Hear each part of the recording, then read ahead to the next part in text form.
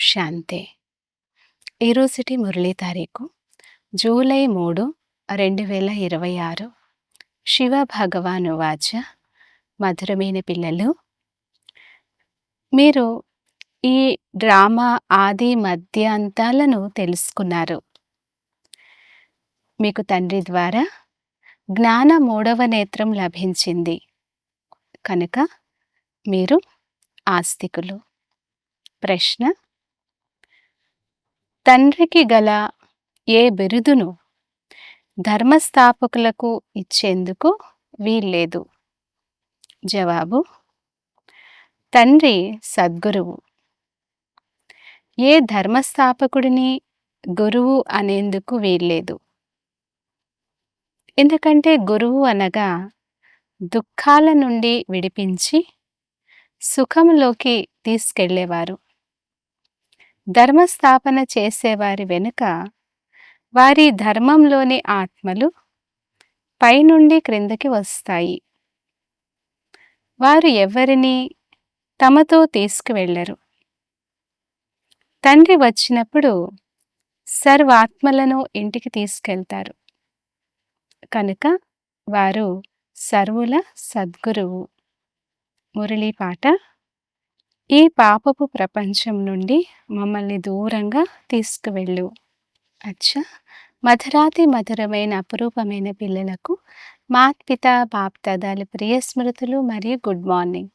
ఆత్మిక పిల్లలకు ఆత్మిక తండ్రి నమస్తే. ధారణ కొరకు ముఖ్య సారము. ఫస్ట్ పాయింట్: ఆత్మ అభిమానులుగా అయ్యి ఈ చెవుల ద్వారా అమర కథను వినాలి. భ్రమరం వలె జ్ఞానాన్ని భూ చేస్తూ తమ సమానంగా తయారు చేసే సేవలో ఉండాలి. సెకండ్ పాయింట్: తండ్రి సమానంగా జ్ఞాన సాగరులుగా ఆనంద సాగరులుగా అవ్వాలి. సోమరసమును త్రాగాలి, త్రాగించాలి. వరదానము: మాయ యొక్క విఘ్నాలను ఒక ఆట వలె అనుభవం చేసే మాస్టర్ విశ్వ నిర్మాత భవ. వివరణ: ఎవరైనా వృద్ధుల ముందు చిన్నపిల్లలు తమ బాల్యం యొక్క నిర్లక్ష్యంతో ఏమి మాట్లాడినా, ఏదైనా అటువంటి పని చేసినా పెద్దవారు ఆ పిల్లలను నిర్దోషులు, అమాయకులు, చిన్నపిల్లలు అని భావిస్తారు. వారిపై ఏ ప్రభావము ఉండదో, అలా ఎప్పుడైతే మీరు స్వయాన్ని మాస్టర్ విశ్వ నిర్మాతలుగా భావిస్తారో అప్పుడు ఈ మాయ యొక్క విఘ్నము పిల్లలు ఆడుకునే ఆట సమానంగా అనిపిస్తుంది. మాయ ఏ ఆత్మ ద్వారా అయినా ఒక సమస్య, విఘ్నము లేక పరీక్షగా అయి వస్తే అందులో భయపడరు. వారిని నిర్దోషులుగా భావిస్తారు. స్లోగన్: స్నేహము, శక్తి మరియు ఈశ్వరీయ ఆకర్షణ స్వయంలో నింపుకుంటే అందరూ సహయోగులుగా అయిపోతారు.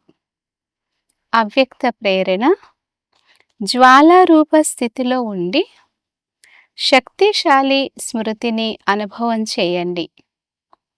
ఇప్పుడు జ్వాలాముఖిగా అయ్యి అసురీ సంస్కారాలు, అసురీ స్వభావాలన్నింటినీ భస్మం చేయండి.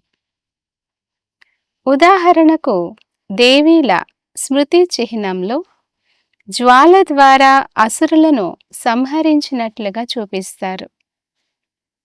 అసురుడంటే ఒక వ్యక్తి కాదు, కానీ అసురీ శక్తులను దేవి సమాప్తం చేసింది. ఇది ఇప్పటి మీ జ్వాలా స్వరూప స్థితి యొక్క స్మృతి చిహ్నం. ఇప్పుడు ఎటువంటి యోగ జ్వాలను ప్రజ్వలితం చేయాలంటే అందులో ఈ కలియుగి ప్రపంచం కాలి భస్మం అయిపోవాలి. అచ్చా, ఓం శాంతి.